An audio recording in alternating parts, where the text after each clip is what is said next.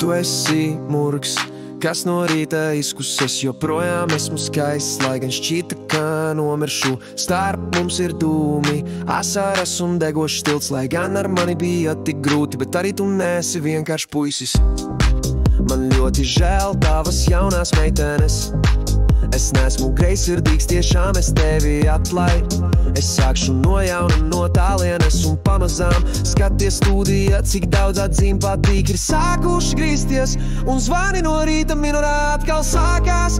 Tas notika simtiem reižu līdz es atzīs, bet tu mūsu pēdējās sarunas laikā nesaprati. Vai esmu kļuvis gudrāks, vai vienkārši esmu zaudējis mīlestību. Un tu pabaram, pabaram, pabaram, pabaram, kāpēc tu puisīt atkal atceries, kā mēs gājām pa slapjām nogurušām, ietuem basām kājām lietu no rīta. Pabaram, es esmu tavs sods, es esmu tava karma, tu atradīsi tur, kur ir mans tips, tu mani uzspiedi, es tev devu dzirkstā, bet tas atkal nesmu es mirāžā.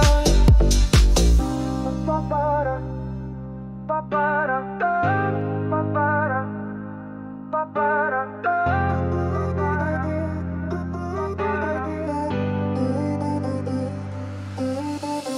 Tu esi murgs, kas lido nakts pārnos tevi, pievelk sevi pie manis, bet mani īsti nepievelk. Tu nenāc nemīlētais puisīt, beidz mani gaidīt zem tavas mašīnas loga. Es jau sen nesmu rādījis savu ģeogrāfisko atrašanās vietu, un es neju uz vietām, kur mēs mēdzām pavadīt laiku, lai tu vispār nevarētu pie manis nokļūt. Visas mūsu fotogrāfijas nav arhīvā, bet gan miskastē.